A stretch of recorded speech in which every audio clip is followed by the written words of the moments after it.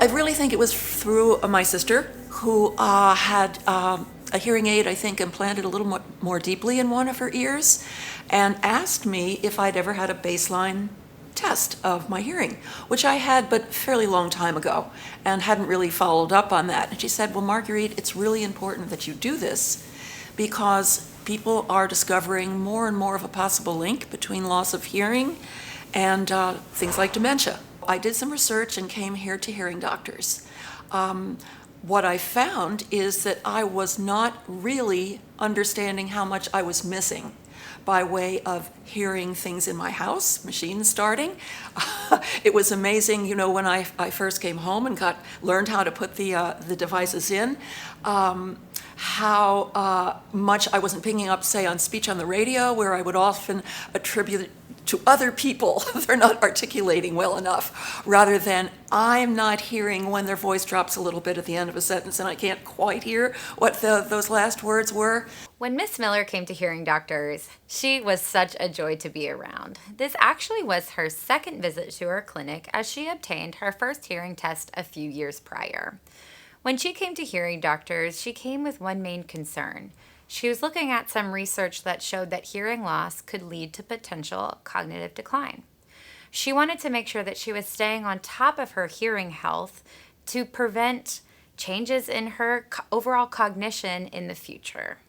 We did an updated hearing test, and we actually did find that she had a shift in her hearing from her initial exam she completed in our clinic. Artists need to be with other artists, as you well know. Just this last Sunday, I was up, actually Memorial Day. This is a group of people who meet on Seneca Creek in Poolesville in Maryland. It's just upriver on the Potomac. And it's a jam session of maybe 15 rock musicians who get together to play. And I was just so glad to be there and to be able to hear not only all of the electric guitars, but the electric violin, which was a beautiful piece of instrument to look at, and the singer. And here we are right on the bank of the creek, and there are people going by in the most amazing contraptions of boats and floating apparatuses and, 20 guys in a skull.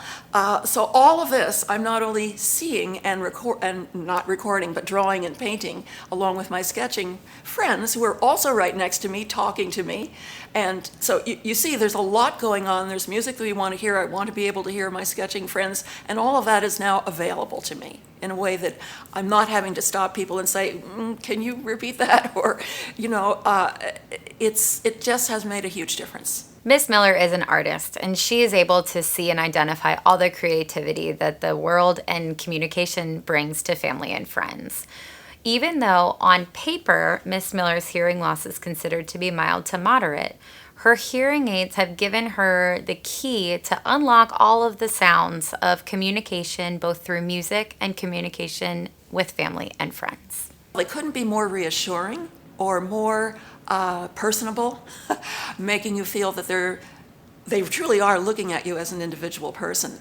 And also knowing some of the experiences of other people who are getting this for the first time, and it seems very strange, and quite frankly, I was quite afraid of these two little devices, that I would hurt them or that I would not know how to put them in correctly, and it's much easier. I made it out to be more complicated and more difficult than it actually is. Like most patients, Miss Miller's biggest worry is, I'm going to wear hearing aids, and what if I break them? What if I break them putting them in? What if I break them when I'm biking? What do I do? How do I learn about all of these? And it creates a very complex appointment that we then take the time to break everything down for those patients and say, if this situation occurs, this is what you're able to do. Believe it or not, there really isn't a statement that we haven't heard about concerns for hearing aids and how to take care of them. We have a way and a solution for every individualized need in their hearing health care. I also know how wary we are of losing cognitive functions at this age, and it's very normal to have forgetfulness.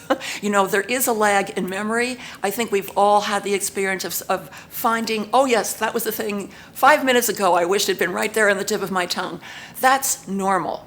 But a diminishment in not understanding the sounds, these that are going on around you, be that human speech or music or something going on with a car or cars near you as you're driving. Any of those things, I think, are critical to be able to take in as a human being. When we talk about hearing health and overall cognitive abilities, we like to screen our patients at the beginning of their hearing health journey. Once a patient decides to move forward with hearing aids, we also take a look at those measurements again at that 6-month mark. We utilize the CogniView Thrive system that is an objective measure of our overall cognitive processing. It's a really wonderful tool that allows patients to track their progress over a period of time. I love these aids because, as you can tell, you're not aware that they're there.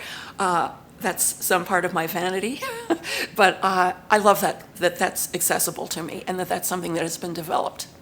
My appointments with Miss Miller are always such an exciting part of my day.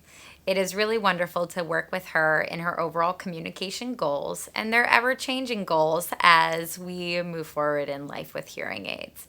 If you or a loved one has a concern about hearing loss, please do not hesitate to give our office a call and get set up with your initial exam.